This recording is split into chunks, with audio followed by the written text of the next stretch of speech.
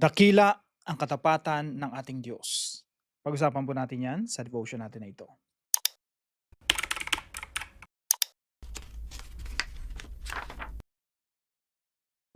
Magandang araw po sa bawat isa sa inyo. Welcome back to our 365 Daily Devotions, Bible Characters Edition.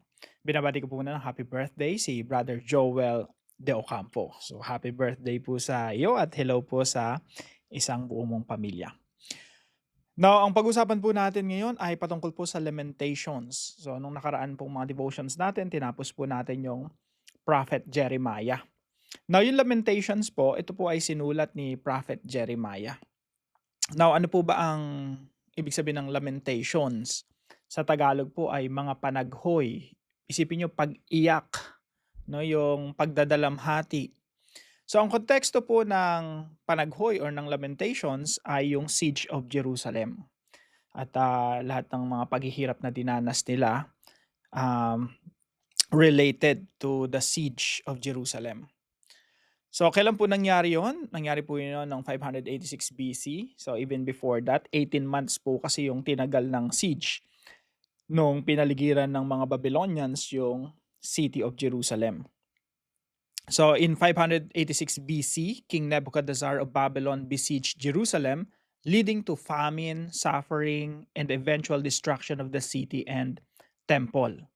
So, anong purpose ng siege? Ang ginagawa po kasi nila nung unang panahon, yung mga tao, kapag aatakihin sila, papasok sila dun sa city. Sa city po, surrounded by walls. Yun yung pinakamuog, yun yung pinakakanlungan nila, yun yung pinaka-protection nila. So, doon sila pumapasok. Now, yung mga Babylonians, ang gagawin nila, isi-siege nila yun. Ikakat nila yung mga supplies. Walang pagkain, walang kahit anong pwedeng pumasok at lumabas na trade or let's say food supplies. So nagkakaroon po ng malawakang taggutom doon sa buong city at ang goal ng siege ay magkaroon ng pagsuko. Ibig sabihin sumuko yung bayan ng Israel. So ano pong mga nangyayari? Famine and despair, food ran out, the people suffered unimaginable hunger and grief. Sipin mo, isa kang ordinaryong tao doon, meron kang asawa, meron kang pamilya, may mga anak ka. Tapos kinat yung supply, walang papasok at walang lalabas na mga food supplies. Tapos nandun ka sa loob. So isipin mo anong mangyayari for 18 months. Yung first 2, 3, 4 days mo, ubos na yung pagkain mo, ubos na yung savings mo.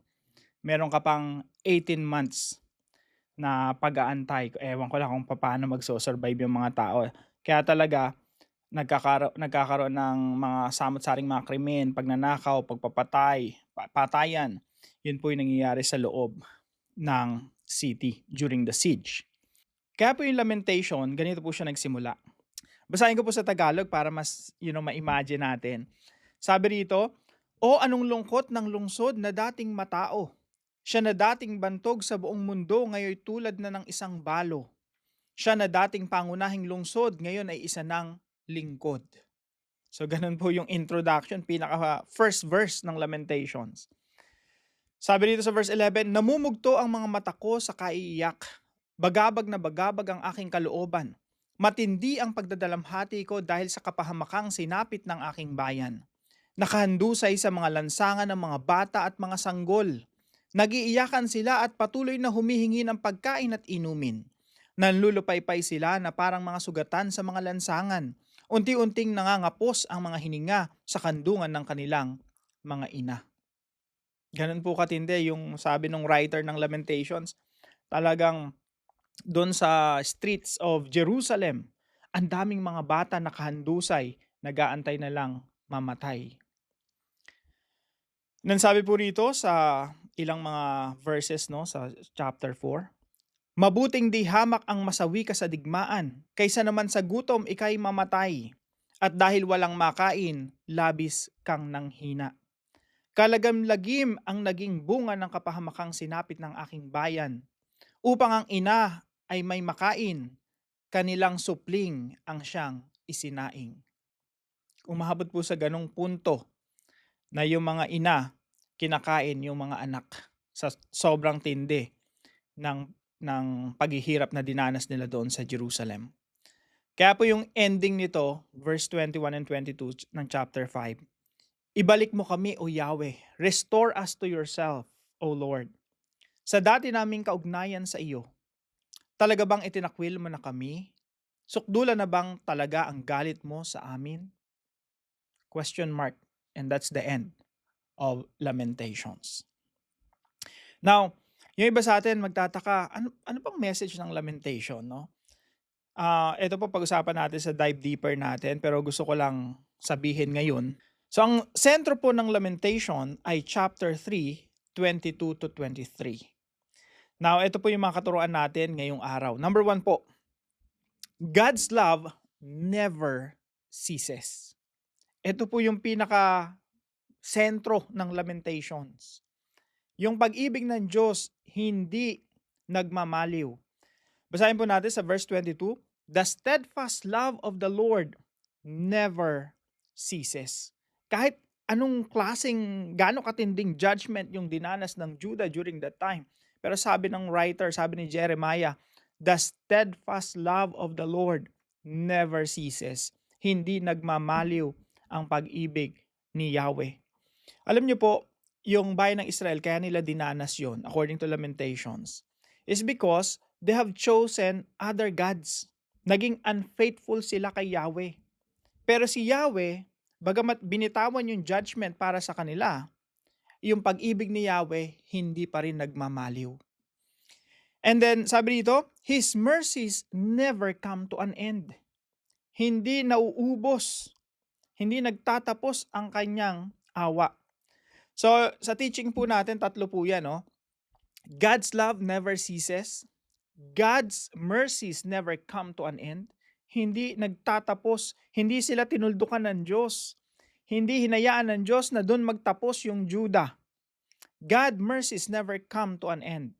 At pangatlo po, God's faithfulness endures forever. Ang katapatan po ng Diyos ay pangwalang hanggan.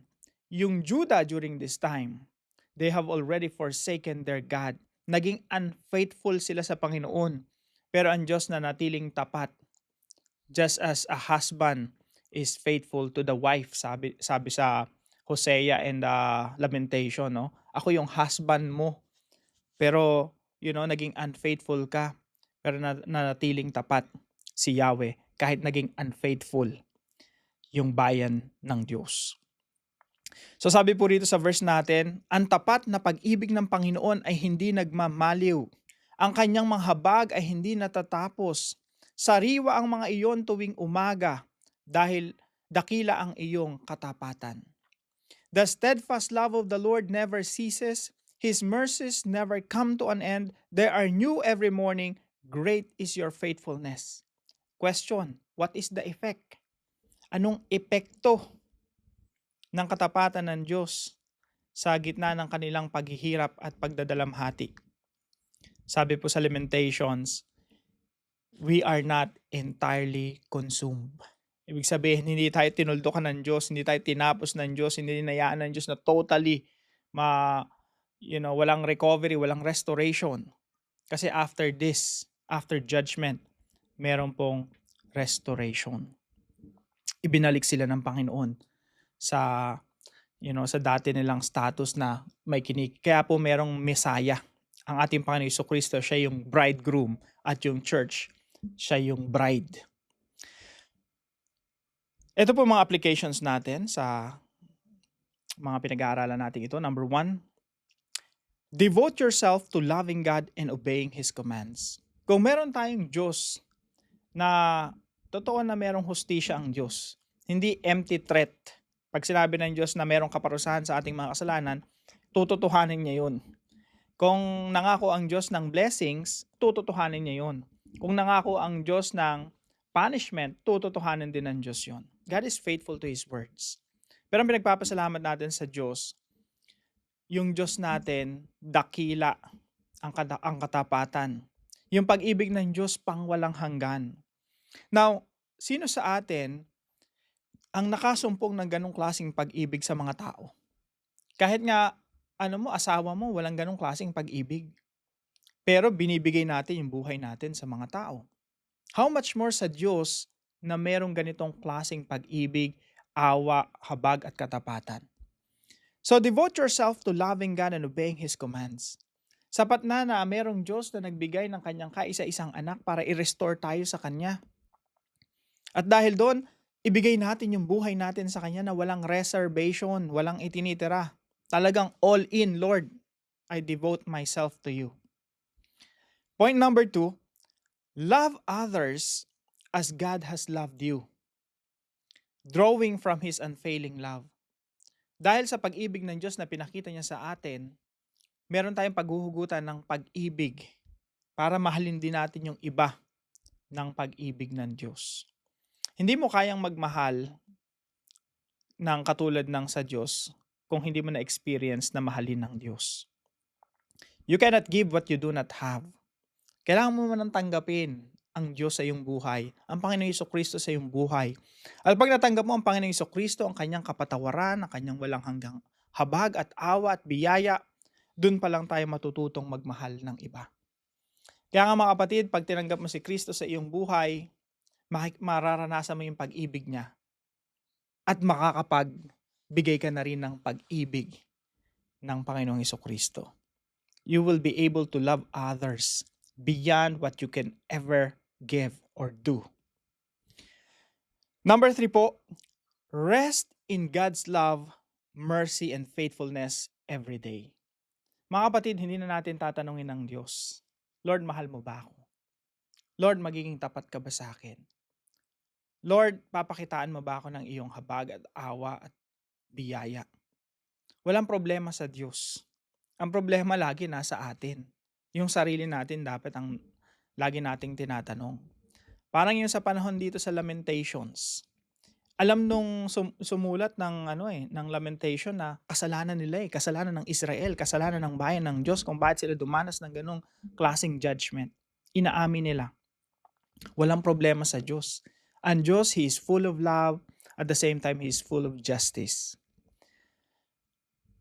Now, tayo na mga nakay Kristo, pwede na tayong mag-rest, magkaroon ng kapahingahan sa karakter ng Diyos. Knowing that God is love, God is faithful, na kahit anong mangyari, kahit anong, paghinagpis ang danasin natin, paghihirap, pagdurusa, pagdanasin natin dito sa mundo, we know that there's someone up there looking at us with full of love. Tinitingnan niya tayo na punong-puno ng pag-ibig sa kanyang mga mata. Just because we are in Christ Jesus. Kapag nakay Kristo ka, kung paanong minamahal ng Ama ang anak, ay ganun din tayo minamahal ng Ama.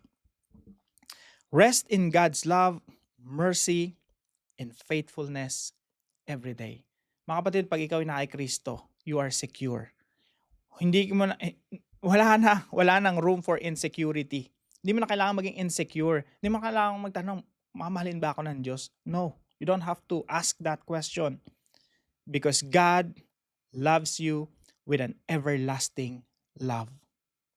Laging bago, fresh ang pag-ibig ng Diyos tuwing umaga para sa iyo. Para po sa ating discussion, why is it important to know that God's character is stable, reliable, and unchanging? Pag-usapan po natin yan sa ating mga discussion groups. At para po sa ating dive deeper, what is the theology of Lamentations? Ano ba tinuturo ng Book of Lamentations? Tayo po'y manalangin. Heavenly Father, thank you for your steadfast love that never ceases. Your mercies that are new every morning, and your great faithfulness that never fails. Help me to love you wholeheartedly and obey your commands with a joyful heart. Fill me with your unfailing love so I may love others with grace, patience, and compassion. When trials come, teach me to rest in your unchanging character instead of my changing circumstances. Thank you for proving your love through Jesus Christ and for giving me hope each day. May my life bring glory to you forever. In Jesus' name, Amen and Amen. Maraming salamat po kay Brother Sammy and Sister Rita na partner po natin sa devotion natin na ito. Ang Diyos po ang magpala sa inyo. Now, kung kayo po may natutunan, ipalam nyo lang po sa comment section right below this video. And please don't forget to share this devotion to your family and friends. Ang Diyos po ang magpala sa inyo. See you po tomorrow 5 a.m. dito po sa ating Daily Devotions.